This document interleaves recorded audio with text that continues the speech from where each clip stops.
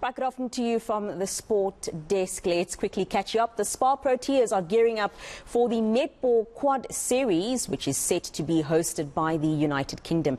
The tournament will feature 4 of the top 5 teams in the world, with the immediate focus being the 2022 Commonwealth Games taking place in Birmingham. However, the bigger picture for the Proteas is next year's Netball World Cup, which will be staged in Cape Town. For more on this, we're joined by Netball SA President Cecilia Molokwane.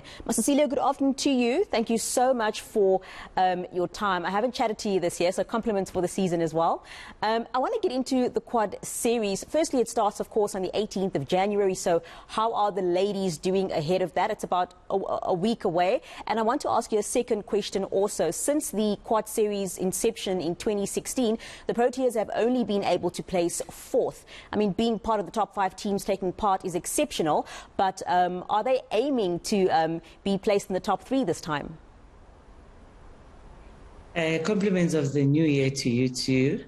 Let me say the Quad Series, yes, we have always been placed 4th on the Quad Series, but if you look at the bigger picture, the girls are improving. Their game is improving every time.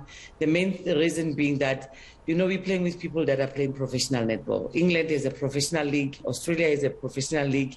New Zealand has a professional league. South Africa doesn't have a professional league. So some of our players are playing in those countries, and not all of our Spar Proteas are playing there. So to us, it's a build-up to say, what can we do better to make sure that when we play and compete against the best in the world, we are not beaten by, 50 goals like we used to be beaten by 50 goals. We are not beaten by 100 goals, 30 goals, something of that nature. So we are saying we want them to get more game time and to play the best of the best in the world. And it also helps us in the rankings, of the world. We wish that our girls can play and go there and, improve on not being number 4 always, but being number 3.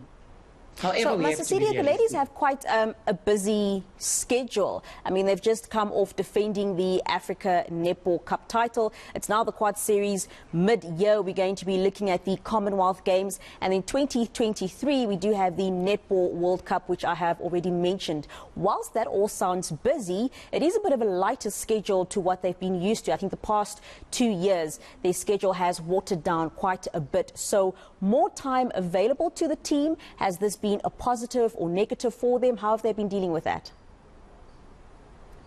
You see, the thing is, we couldn't control what is happening in the world and in the country because we all faced with the pandemic. However, what we are trying to do, as you talk about the Commonwealth Games and that they are going to play the World Cup, the one thing that all of us wanting to do, hence the Quad Series. We are preparing for the 2023 Netball World Cup and we are preparing for Birmingham in July. So to us, it's the more game time they have, the better.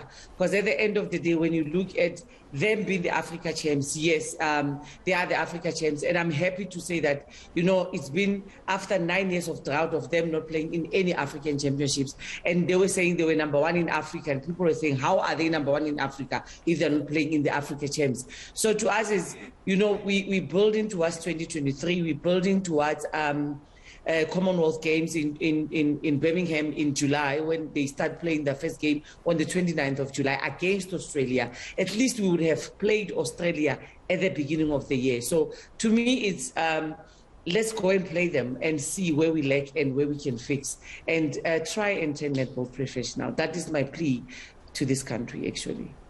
Staying with the 2023 World Cup, I actually mentioned earlier already that the players' immediate focus is, of course, the Quad Series ahead of the Commonwealth Games. But for yourself, as the president of Netball South Africa, I'm sure you're very much focused on the 2023 World Cup. So I'd like to know, how are plans going ahead of that? And I also want to ask you about COVID-19. Recently in tennis, one of the players, Novak Djokovic, he's actually currently detained in Australia because he doesn't want to be, or rather he currently hasn't been vaccinated. So in terms of the 2023 Netball World Cup that we're going to be hosting in Cape Town, have there been any discussions? Has anyone advised you that all of the players come 2023, South Africa and all of them would have to be vaccinated and that no one is going to be accepting a negative COVID test? Have any of those conversations been had? Look, we have to go with what is going in the world. Like the girls have gone to England now. They are all vaccinated, according to our knowledge and what we know, because we took them to the vaccination centers. All our girls are vaccinated. And obviously, World Netball will want to be safe and we want to do things the safe way. We are the host. World Netball is the custodians of the World Cup. So I know that they will never allow any player or any spectator or anyone that is not vaccinated to be there, because that's what we are preaching. We're preaching for everybody in netball to be vaccinated. We're preaching for everybody in the netball circles to be vaccinated. So vaccination is very key, because we want those wall in ICT, to be in the city ICC to be full. And if we cannot have it the way it's protecting other people, it will have a problem, because I know that right now in England, where they're going to play, if you don't have a vaccination card, you cannot come in and watch the Quad Series. So vaccination in netball is key.